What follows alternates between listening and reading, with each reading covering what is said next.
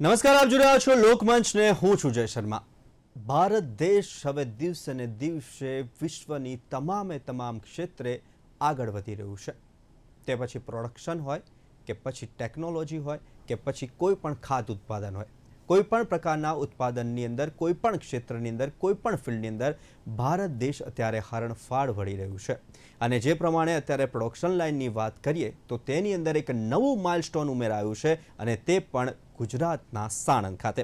હવે ભારત આયાત ઉપર નહીં પરંતુ નિકાસ ઉપર ધ્યાન રાખશે, કેમ કે હવે ઇલેક્ટ્રોનિક ચીજ વસ્તુઓ એ પછી આપનો મોબાઈલ ફોન હોય, ટીવીનું રિમોટ હોય, એલઈડી સ્ક્રીન હોય, લેપટોપ હોય કે કોઈ પણ પ્રકારના ઇલેક્ટ્રિક સાધન હોય, તેનું જે માઇન્ડ છે એટલે કે તે ચીપ છે, તે ચીપ હવે ગુજરાતના સાણંદ ખાતેના માઇક્રોન પ્લાન્ટમાં બનશે અને તેની માટે 22,516 કરોડનું આ રોકાણ કરવામાં આવ્યું છે। અને માત્ર ટેકનોલોજી ક્ષેત્રે નહીં, તમામ ક્ષેત્રે જે રીતના ભારત દેશ આગળ વધી રહ્યો છે તો તેની સામે આટલા મોટા રોકાણની સામે રોજગારી એક મોટો પ્રશ્ન છે। એક રોજગારી અને તેને પણ હવે નાથવા માટે ગુજરાત સરકાર કટિબદ્ધ છે અને તેને લઈને સાણંદ ખાતે આ પ્લાન્ટ સ્થપાયો છે અને આ પ્લાન્ટ જે સ્થપાયો છે તેમાં હાલ 2000થી વધુ લોકો કામ કરી રહ્યા છે અને આવનારા સમયની અંદર તેની સંખ્યા વધીને 5થી 10,000 સુધી પહોંચી શકે છે। અને આવતીકાલે વડાપ્રધાન નરેન્દ્ર મોદી જ્યારે ગુજરાત પ્રવાસે આવી રહ્યા છે તે સીધા જ સાણંદ જવાના છે અને સાણંદ ખાતે આવેલા આ પ્લાન્ટનું તેવું ઉદ્ઘાટન કરવામાં આવશે। અધધ રોકાણ વચ્ચે હાલ દેશનું ભવિષ્ય કઈ તરફ જઈ રહ્યું છે, જે પ્રમાણે દેશ ગ્લોબલી રીતના આગળ વધી રહ્યો છે, આખા વિશ્વની અંદર ભારતની ચર્ચા થઈ રહી છે તમામ ક્ષેત્રોની અંદર, તો જે કહેવાય છે કે ટેકનોલોજી આ ટેકનો ફ્રેન્ડલી દેશ બનવા જઈ રહ્યો છે અને આ ટેકનોલોજીની અંદર ભારત દેશ હવે તેનું પહેલું પગથિયું ભરી રહ્યું છે અને તે પણ ગુજરાતથી। કેમ કે આપણે હંમેશા આયાત ઉપર નિર્ભર હતા, પરંતુ હવે નિકાસ ઉપર આપણે ખાસ ધ્યાન રાખવાના છીએ કે જ્યારે આપણે આત્મનિર્ભરતા અને ટેકનોલોજીનો સમન્વય થશે ત્યારે એક ગ્લોબલી ગુજરાત અને ગ્લોબલી ઇન્ડિયા જોવા મળશે। શું છે આ સેમિકન્ડક્ટર, શું છે આ પ્લાન્ટથી દેશને શું ફાયદો થશે, દેશ કઈ દિશા તરફ થશે અને આ દેશની અંદર આ પ્લાન્ટ સ્થાપવાથી કેટલા પ્રકારની રોજગારી અને કેટલા પ્રકારની પ્રોડક્શન લાઇન ઓપન થશે તે વિશે કરીશું ચર્ચા। અને આ ચર્ચા કરવા માટે આપણી સાથે ગેસ્ટ પેનલમાં જોડાઈ ગયા છે પિનાકિન ઠાકર, સિનિયર સાયન્ટિસ્ટ છે, અને સાથે જ નિકુલ શાહ કે જેઓ ફાઉન્ડર એન્ડ સીઈઓ છે ઇન્ડિસાઇક કંપનીના। પિનાકિનભાઈ અને નિકુલભાઈ, આપનું સ્વાગત છે લોકમંચમાં। થેન્ક યુ જયભાઈ। પિનાકિન સર, આપણે અગાઉ પણ જે પ્રમાણે વાત કરી હતી, સેમિકન્ડક્ટર પ્લાન્ટ જ્યારે સ્થપાયો ત્યારે અત્યારે જે કાર્યરત છે પ્લાન્ટ અને આવતીકાલે વડાપ્રધાન નરેન્દ્ર મોદી ઉદ્ઘાટન કરવાના છે, પરંતુ સૌથી પહેલા એક પ્રશ્ન એ આવે છે હંમેશા કે સ્કિલ એમ્પ્લોઈઝ, અને આ પ્લાન્ટની શરૂઆત તો થઈ ગઈ છે પરંતુ આ પ્લાન્ટને હજુ બેસ્ટ બનાવવા માટે અને વિશ્વની અંદર ઓળખ બનાવવા માટે કેવા પ્રકારના એમ્પ્લોઈઝની જરૂર પડશે અને એમ્પ્લોઈઝ આપણને ક્યાંથી મળશે? બહુ જ તમારો બેઝિક અને મુદ્દાનો સવાલ છે જયભૈયા, કે આપણે મશીનરીઝ તો આપણે ગમે ત્યાંથી લાવીએ છીએ, પરંતુ અત્યારે જે આપણે હવે જરૂર છે સ્કિલ મેન પાવરની। ખરેખર આ જે માઇક્રોનો પ્લાન થયો એ બહુ ખૂબ જ અભૂતપૂર્વ પગલું છે। આપના માનનીય વડાપ્રધાનશ્રીએ જે ઇન્ડિયાનું સેમિકોન મિશનની શરૂઆત કરી એનું આ આઉટકમ છે। હજુ તો આ ફ્રૂટ પહેલું સ્ટાર્ટ થઈ રહ્યું છે અને જેના આગામી પરિણામો હજુ ઘણા બધા સારા પરિણામો આપણને દેખાશે। એના માટે થઈને જે આપનો જે પ્રશ્ન છે કે ભાઈ બેઝિક સ્કિલ મેન પાવર, આજે સેમિકન્ડક્ટર ઇન્ડસ્ટ્રીઝ, મેં આગળ પણ કીધું છે કે સેમિકન્ડક્ટર એ એક બિગર અમ્બ્રેલા છે, VLSI, વેરી લાર્જ સ્કેલ ઇન્ટિગ્રેટેડનું આ લાસ્ટ મેન્યુફેક્ચરિંગ અને પછી એની એસેમ્બલી, પેકેજિંગ, માર્કિંગ, ટેસ્ટિંગ, આ જે છે એ અત્યારે જે મેઇન ફંક્શન છે માઇક્રોનનું અત્યારે આ પ્લાન્ટમાં એ થવાનું છે। તો એના માટે જે એસેમ્બલી એમાં બે છે કે એક તો છે ઓપરેટર લેવલના લોકો, બીજા છે જે તમારા ડિઝાઇન લેવલના લોકોની બી જરૂર પડશે એમાં। ધારો કે કોઈ એક પેકેજ બનાવવાનું છે તો એ પેકેજનું ડિઝાઇનિંગ જોશે, એમાં ખૂબ જ સ્કિલ જોઈએ છે। આજે ઇન્ડિયા પાસે એવા જે જરૂરી સ્કિલ મેન પાવરની ખૂબ જ અછત છે। અને જો આપણે જેમ Y2K આવ્યું હતું ને આઈટીમાં 95માં બધા લોકો એ દોડ્યા હતા અને છેલ્લે 2005 પછી તો ખૂબ જ દોડ્યા અને સ્કિલ મેન પાવર છેલ્લે 10-15 વર્ષ પછી આપણને મળ્યો તો આઈટીમાં. એ જ રીતે જો અત્યારથી આપણે આ શરૂઆત, આમ તો છેલ્લા 3-4 વર્ષથી મેં મારી પોતાની સપ્તર્ષિ એકેડમી ચાલુ કરી છે, જેમાં 17 જાતના જુદા જુદા કોર્સિસ VLSI ના કર્યા છે. જો આ લાર્જ સ્કેલે આવી રીતના ઘણી બધી એકેડેમિયા સાથેનું જોડાણ ભારત સરકાર અને ગુજરાત સરકાર આના માટે પગલાં તો લઈ જ રહી છે, પરંતુ જે રીતે હું છેલ્લા 4 વર્ષથી ગુજરાતમાં જે એકેડમીને મારો રિસ્પોન્સ છે, એમાં મારે ખાસ કહેવાની જરૂર છે કે આપણા ઇન્ડિયાના અને એમાં ખાસ કરીને ગુજરાતના જે સ્ટુડન્ટ છે, એન્જિનિયરિંગ સ્ટુડન્ટ છે, જરૂરી નથી, આમાં અવેરનેસ લાવવાની જરૂર છે. લોકોને એવું છે કે ઇલેક્ટ્રોનિક્સના જ સ્ટુડન્ટ્સ આમાં ચાલે, પણ એવું છે નહીં. આમાં તમે આઈસી ઇન્સ્ટ્રુમેન્ટ કે હોય, આઈસીટી હોય, ઇલેક્ટ્રિકલ હોય, ઇવન મિકેનિકલ હોય, કેમિકલ વાળા, આઈટી, કોમ્પ્યુટર, BCA, MCA, ખાસ કરીને BSc ફિઝિક્સ અને MSc ફિઝિક્સના ખૂબ જ વિદ્યાર્થીઓની જરૂર પડવાની છે આમાં ડિઝાઇનિંગ માટે. તો આના માટે જે અત્યારે જરૂરી આપણો મેન પાવર છે એ કદાચ ખૂબ જ ઓછો છે.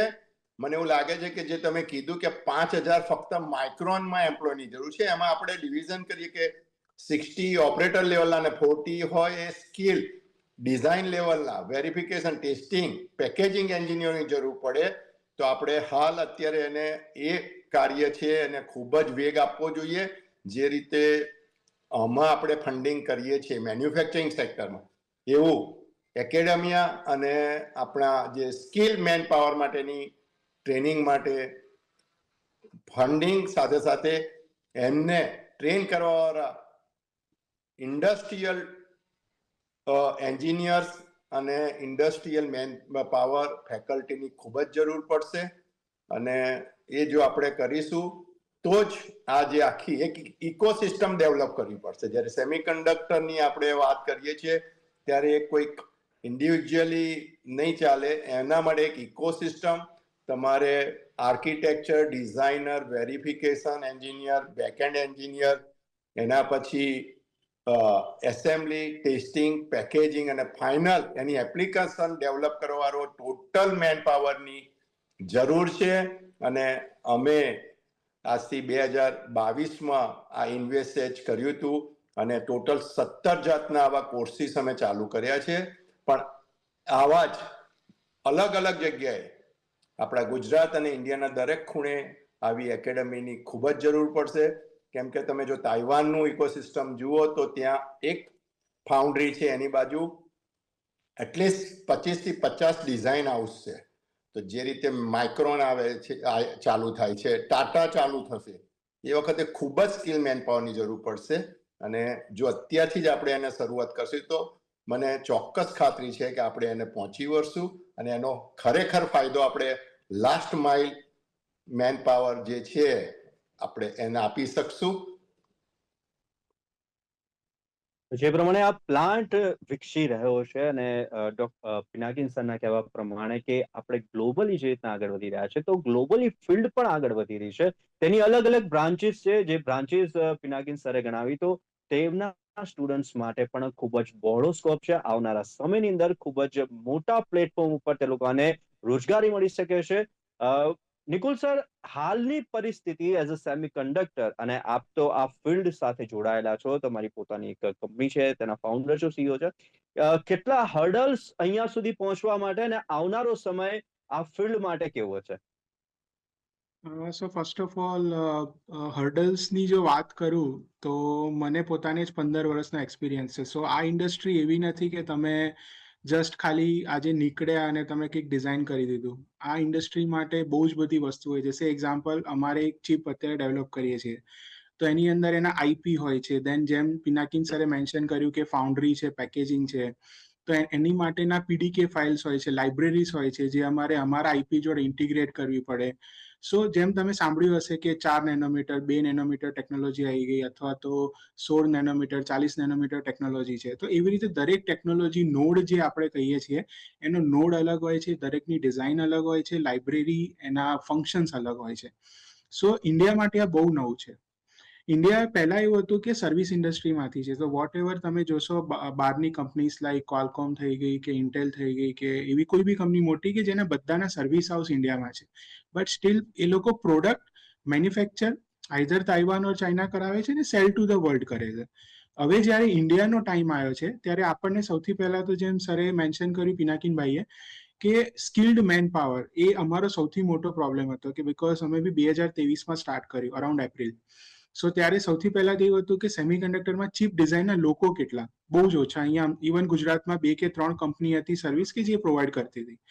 ત્યાંથી લઈને અમે એન્જિનિયર હાયર કર્યા, એમને ટ્રેન કર્યા, એમના માટે સ્પેશિયલ ટ્રેનિંગ પ્રોગ્રામ્સ રાખી, અમે એમને હૈદરાબાદ, ચેન્નાઈ મોકલીએ, આઉટસાઇડ ઇન્ડિયા મોકલીએ, અને ધીરે ધીરે અમે અહીંયા એમને ટ્રેન કર્યા. પણ જ્યારે તમે જુઓ કે મોટા પ્રોસેસર જેમ કે મોબાઈલની અંદર યુઝ થતા હોય કે લેપટોપની અંદર યુઝ થતા હોય, તો એના માટે તો ઓર એડવાન્સ તમને સ્પેશિયલ મેન પાવર જોઈએ.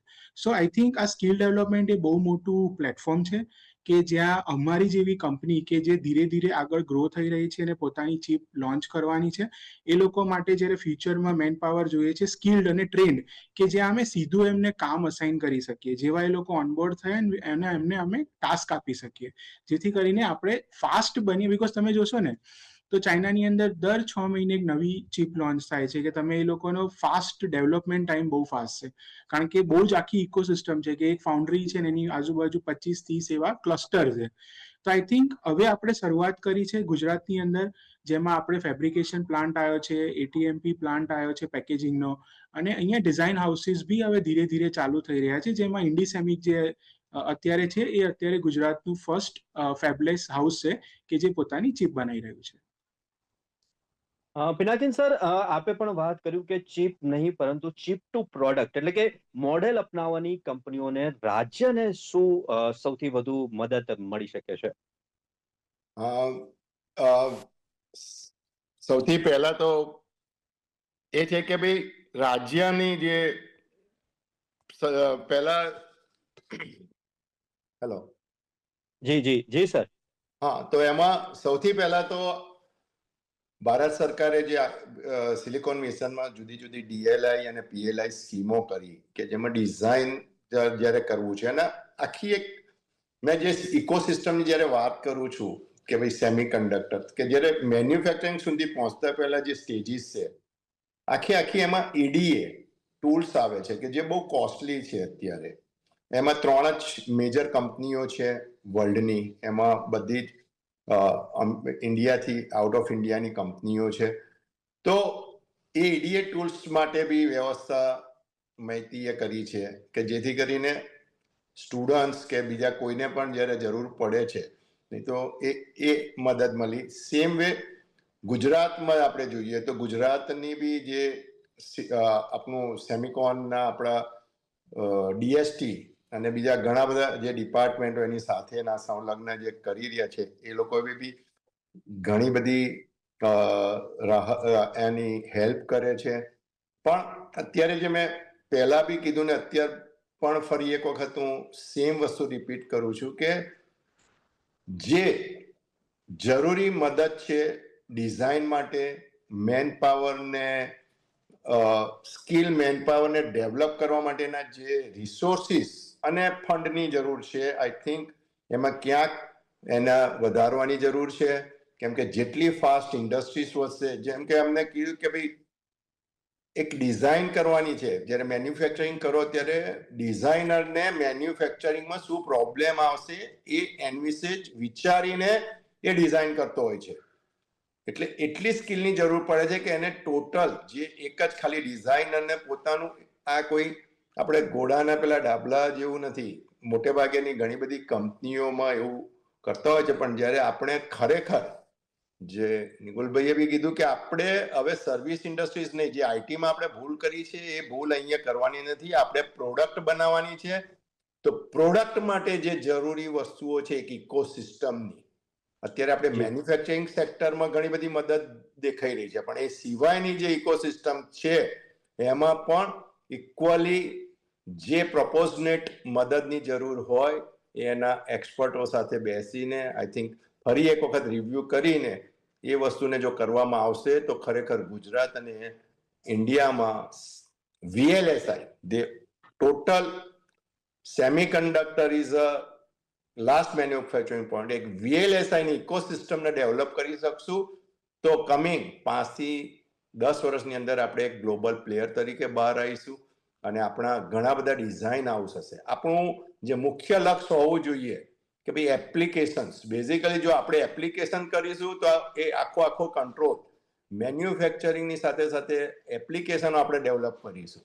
જેમ કે આપણે આઈટીમાં એક ભૂલ કરી કે નાનું એક વોટ્સઅપ જેવી કોઈ એપ્લિકેશન પણ આપણે નથી બનાવી શક્યા, પણ અત્યારે આપણે સૌથી પહેલા એપ્લિકેશન અને એના ઓરિએન્ટેડ મેન્યુફેક્ચરિંગ અને એના માટેની ડિઝાઇન હાઉસીસ, એના માટેના સ્કિલ પાવર અને એ આખી એક ઇકોસિસ્ટમને આપણે ડેવલપ કરીશું તો 100% આ આપણા મિશનમાં આપણે સક્સેસ જઈશું જ.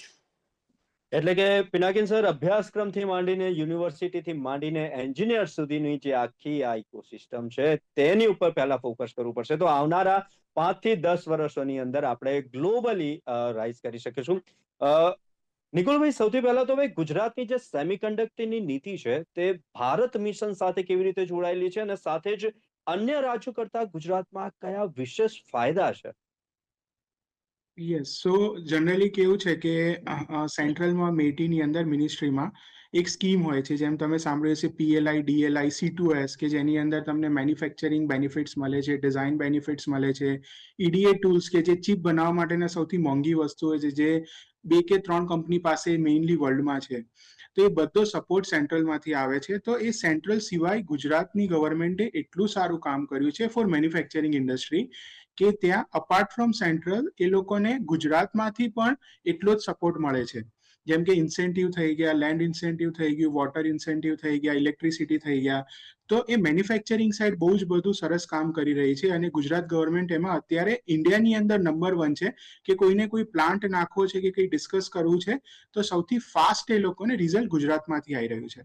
તો આ એક ઇકોસિસ્ટમ આખી ઊભી થઈ રહી છે ગુજરાતની અંદર, જેમાં ન ઓનલી ખાલી ગુજરાતની અંદર પ્લાન્ટ બનશે બટ એટલી બધી જોબ બનશે.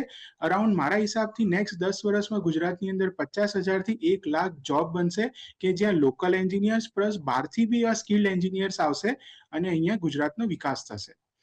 અને અપાર્ટ ફ્રોમ દેટ જો હું જોઉં કે મેન્યુફેક્ચરિંગને ચલાવવા માટે તમને ડિઝાઇન હાઉસીસ જોઈએ, સો ડિઝાઇન હાઉસીસ બી હવે થઈ રહ્યા છે અને કદાચ ગુજરાત ગવર્મેન્ટ થોડા ટાઈમમાં એવું પણ બને કે જે મેન્યુફેક્ચરિંગની પોલિસી છે એવી રીતે કદાચ ડિઝાઇન હાઉસીસ માટે બી લાવે, જેથી કરીને મેન્યુફેક્ચરિંગને ચલાવવા માટેના એવા ડિઝાઇન હાઉસીસ બને અને એ જ ડિઝાઇન હાઉસની ડિઝાઇન ગુજરાતમાં થાય, એમનું ડિઝાઇનનું મેન્યુફેક્ચરિંગ અને પેકેજિંગ ગુજરાતમાં થાય અને ગુજરાતથી જે ચિપ બહાર શિફ્ટ થાય in country or as well as outside India, right, કે આપણે અહીંયાથી એક્સપોર્ટ કરી શકીએ.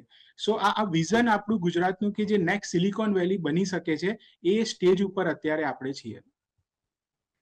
એ સ્ટેજ ઉપર આપણે છીએ. પિનાકિન સરે પણ જે આપણને એકદમ ગ્રાસરૂટ લેવલથી કે એના એજ્યુકેશનથી માંડીને ડિઝાઇન સુધીની આખી જે એક ઇકોસિસ્ટમ છે તે બતાવી. તો હાલ જે અત્યારે સ્ટેજ ઉપર છીએ આપણે એઝ અ સેમિકન્ડક્ટરના સ્ટેજ ઉપર જે હાલ છીએ, તો ટાટા અને માઇક્રોન જેવા પ્રોજેક્ટ સ્થાનિક ડિઝાઇન અને સ્ટાર્ટઅપ ઇકોસિસ્ટમને કેવી રીતના વેગ આપી શકશે પિનાકિનભાઈ? આમાં ખૂબ જે બેઝિક આપણે જ્યારે આત્મનિર્ભરતાની વાત કરીએ છીએ, અમારા આપણા સૌના માન્ય વડાપ્રધાનશ્રીએ આત્મનિર્ભરતા બહુ સારો શબ્દ આપ્યો છે. એ આત્મનિર્ભરતા માટે કે આપણે જે માઇક્રોન અને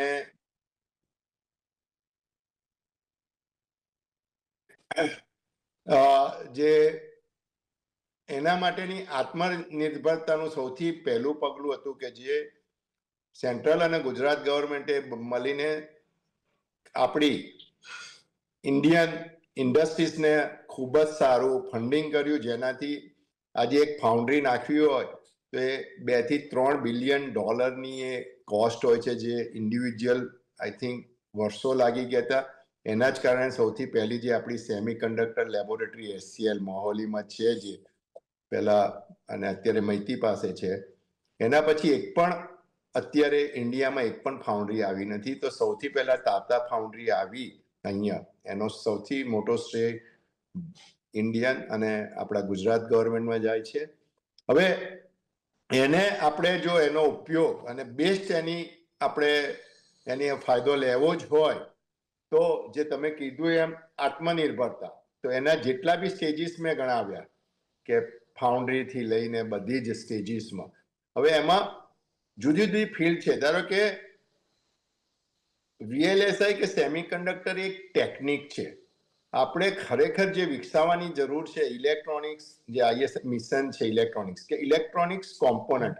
આજે ઇલેક્ટ્રોનિક્સ કોમ્પોનન્ટ પેટ્રોલ જેટલી જ આઈ થિંક લેવલે અત્યારે આપણે એને આયાત કરીએ છીએ, તો આપણું બહુ મોટું હુડિયામણ એને આપીએ છીએ.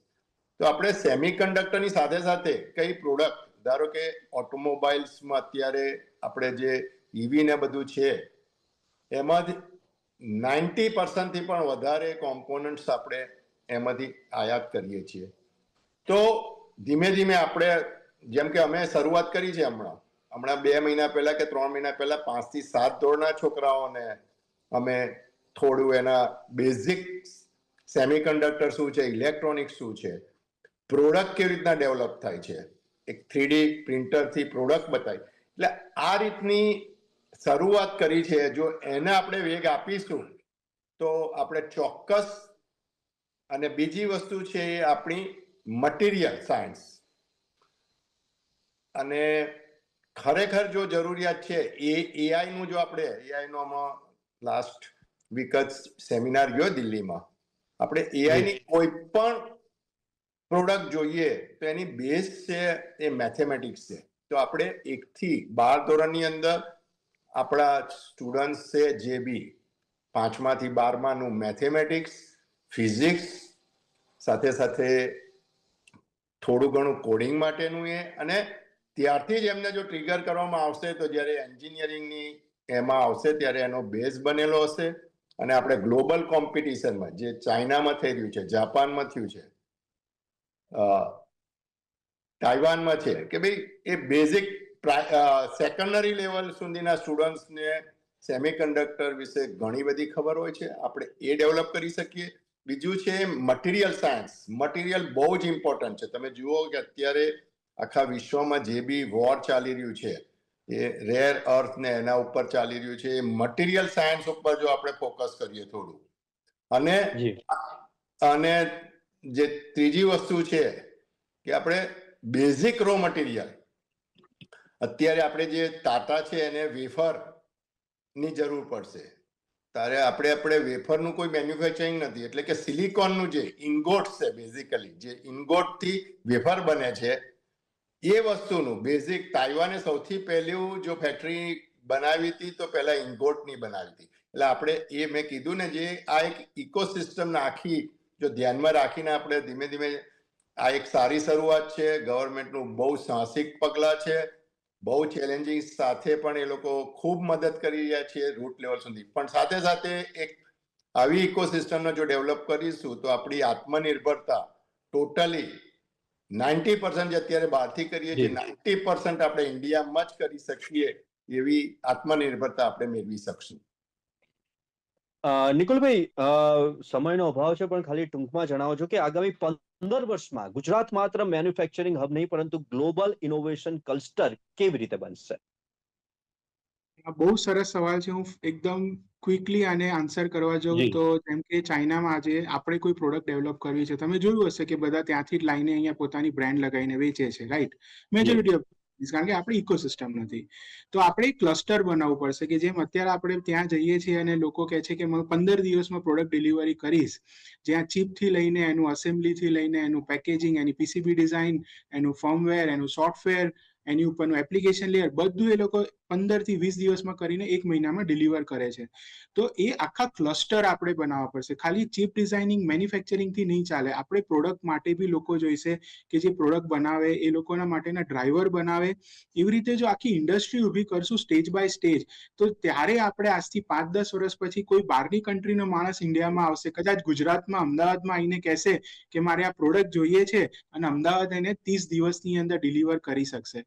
સો આઈ થિંક આવા ક્લસ્ટર જો આપણે બનાવીશું નાના અને ક્લસ્ટરને એક ભેગા કરશું, એક પ્લેટફોર્મ ઉપર લાવીશું, જેમ કે ગુજરાત ગવર્મેન્ટ અત્યારે એ પ્રયત્ન કરી રહી છે કે બધાને એકબીજાની જોડે કનેક્ટ કરાવે અને એ કરે, પણ એક એવું મોટું પ્લેટફોર્મ બી એ લોકો ઊભું કરી શકે કે જ્યાં બધું કનેક્ટ થાય અને બહારના લોકો આવીને ત્યાં એ લોકોને સપોર્ટ કરે, કાં તો એમની પાસેની ટેકનોલોજી બધું ટ્રાન્સફર લઈ શકે. સો આઈ થિંક આ ક્લસ્ટર અપ્રોચ જે આપણી નેબર કન્ટ્રીઝ વાપરે છે એ આપણે યુઝ કરી શકીએ. તો સેમિકન્ડક્ટર ક્ષેત્રે ગુજરાતનું ભવિષ્ય, આ મુદ્દે ચર્ચા કરવા પિનાકિન ઠાકર અને નિકુલ શાહ અમારી સાથે જોડાયા, તે બદલ ખૂબ ખૂબ આભાર. થેન્ક યુ જય.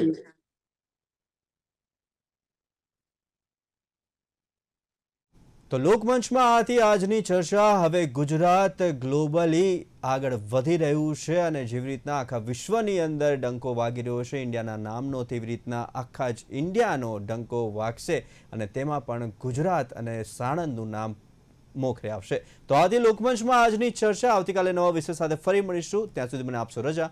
નમસ્કાર.